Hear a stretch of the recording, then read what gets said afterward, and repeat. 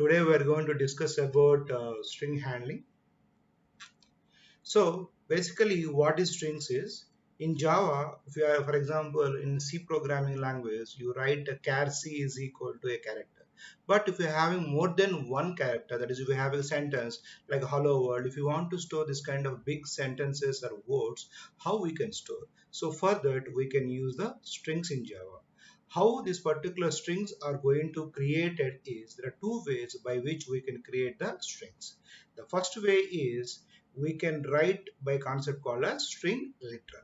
So if you write string s is equal to Java t point, so this is how we are going to create a string.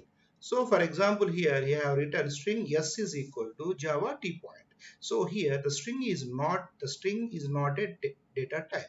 String is a class. So for the class string, I have created an object called s and I am assigning a particular word Java t point. So this is how I am storing a string in the string object, string class object. Now this is one way, and second way is also available. So I already told that the string is a class and s is an object. That's why we can also use the new keyword also. For that we're writing string s is equal to new string of welcome. So within the brackets, if you specify the particular word in double quotes, automatically the string is going to create it. In Java, the most important thing we have to notice is in Java, the strings are called as immutable. What is meant by immutable is once a string is created, it cannot be changed. Once a string is created, it cannot be changed.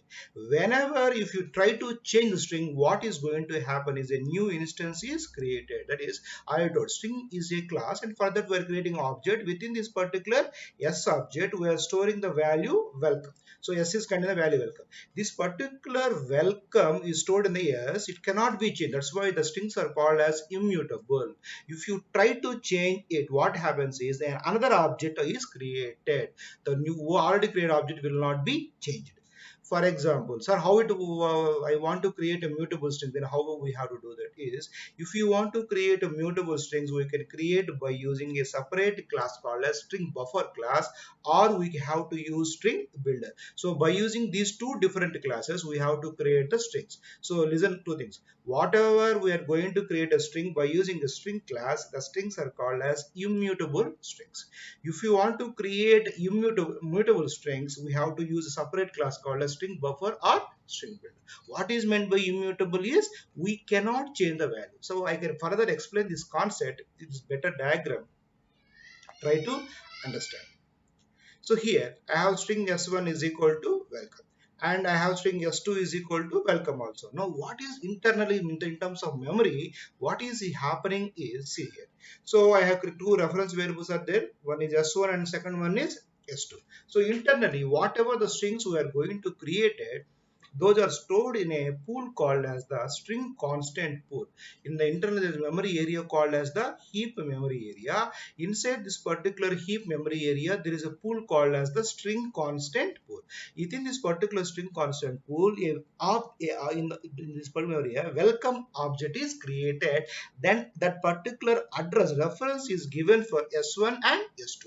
So for S1, a separate welcome is not there. For S2, there is no separate welcome. Only one welcome object is created, and that welcome object address is given to the S1, and that is given to S2 also. Both are pointing to the same welcome object only. Now, for example, what is going to happen? Why I am See here, why this in particular Java, if the strings are made immutable is, why the strings are made immutable is the simple reason. The reason is very simple. See here,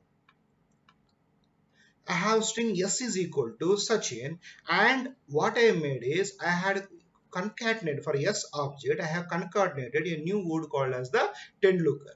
Now if I print yes, what I am going to get? You may think that we are going to get Sachin Tendulkar. No, what we are going to get is we are going to get only the output is Sachin. So I will explain this by writing a program also. Wait for a few minutes of time. So why it is going to happen is whatever the yes I am created object is, that is immutable object, cannot be changed. So for the, so see here, see this diagram. So same program explain the diagram. Now, when I assign string s is equal to Sachin, the Sachin object is created, that address is given for the s variable.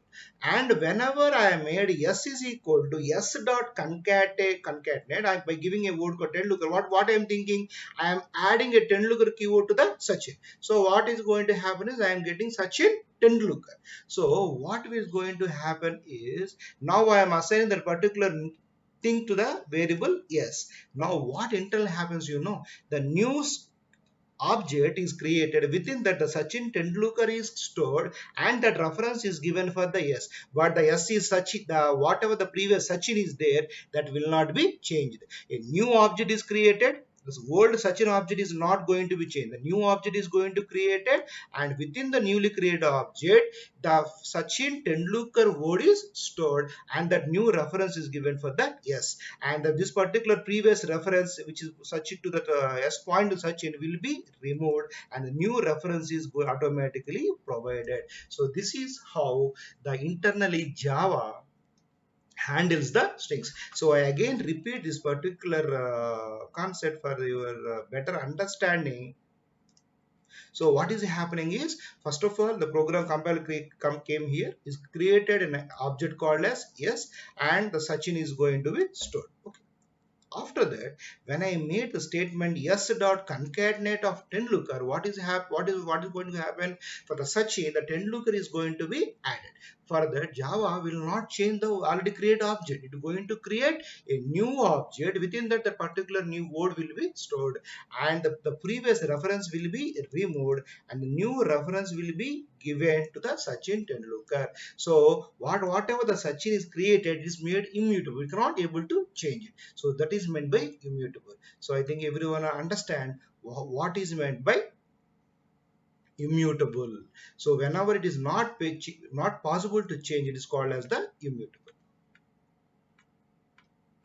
Why this particular immutable is made in Java programming language is, for example, if several variables are there, for example, the previous diagram itself I will explain. So for example, now here I have S1 and I have S2 and I have S3. Like that, several objects are there. All are pointing to the previously. S1 is pointing to Sachin, S2 is pointing to Sachin, and S3 is also pointing to Sachin.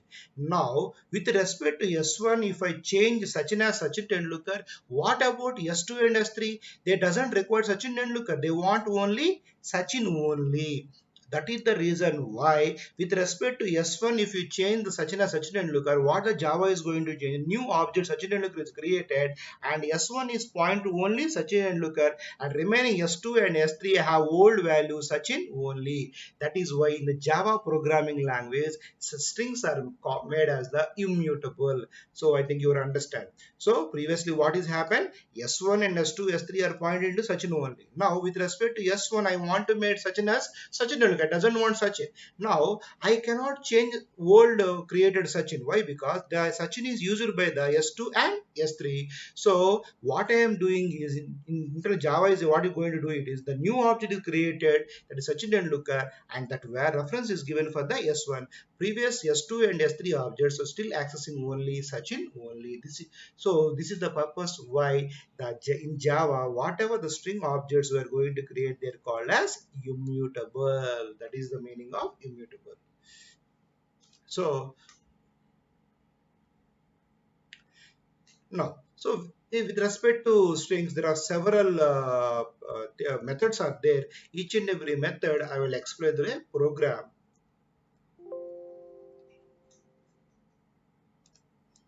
Try to understand. So see here. Now I have created a class called as S1, and within this particular class S1, so I do some changes. So see here. First, how to create a string. First, understand string S is equal to my sentence hello world. See. So I have created this variable. Now here, just I am printing string system.out.println s. So now we save this program with the name s1, and now if I compile the program, what is the output we are going to get? So the program is compiled, there is no error, and if I execute this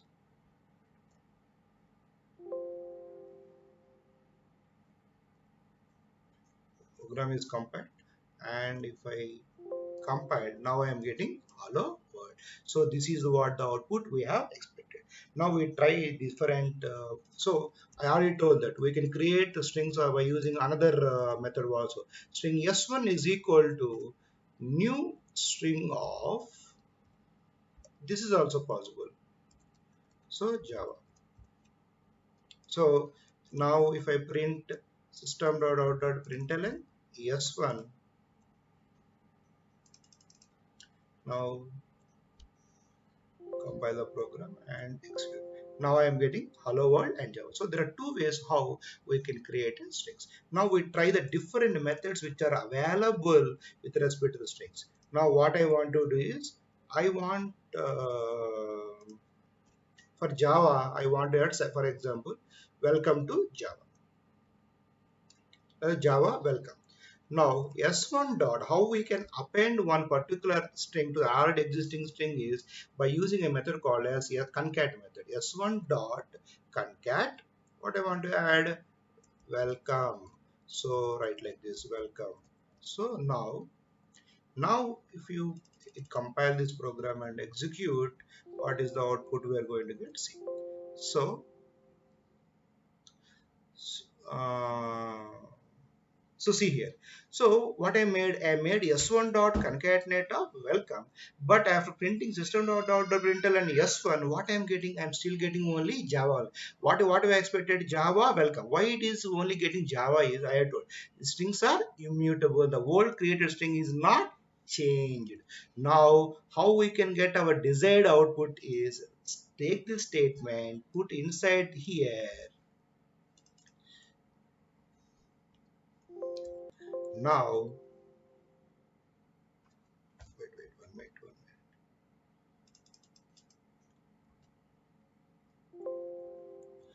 minute. Now we get our statement Java welcome. So that is, so previously what, why we are not got the output is we just printed s1. S1 is the old object, it contains only Java, that is immutable, we cannot change it. So now for desired output I'm appending is s1 dot concat is equal to welcome. This is one way, or other way is also there, that is s1 is equal to, write our statement and print here s1. Now what happened? Concatenate is done and our value will be stored in S1. Now if I compile this program and if I execute it, now I got a Java. Previously why it is not came is, we just done printed only S1 only. But here after concatenating that value we are storing inside the S1. Here what is going to happen is the Java object is still there, but a new object Java welcome is created and that address is given for the S1. That's why when I print system.s1 I'm getting Java welcome. Try to understand. So it is when, so the thing is immutable thing is working here. Next, so we try different methods which are available here. Now here for example, if you want to find out the length of the string, right here s1 dot length, s1 dot length of,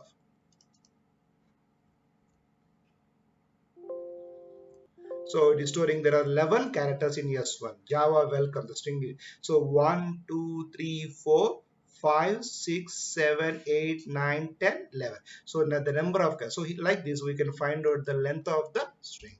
Now we can compare two strings are whether equal or not. How we can compare, I will show you.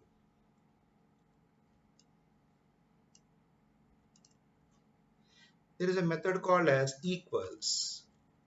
S1 dot equals, yes, I have given. Now what is going to happen, we see. It is showing the error. So we missed one parenthesis.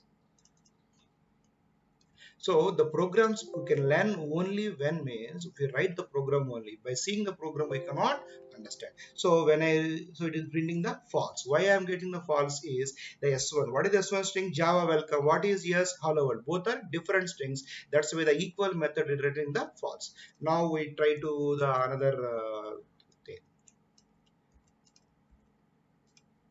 Now I have both two strings yes and yes2. Both are hello world. If I try this, so see what is the output we are going to get. Now here I'm comparing S2 with S. So what is S2? S2 is a hello world and S is also hello world. See what is the output we are going to get. True, we are getting the true. We are getting true. Why we are getting string is both S2 and S are having the same string. That's why I'm getting the thing. Now for example, here I remove the capital W. I made small w. What will going to happen? It is showing me false. Why it is showing the false is here the character. So the strings are case sensitive. So there is a difference between capital letter and the small letter. So sometimes how we can do this is, for this there is a method called as equals ignore case, equals ignore case. See.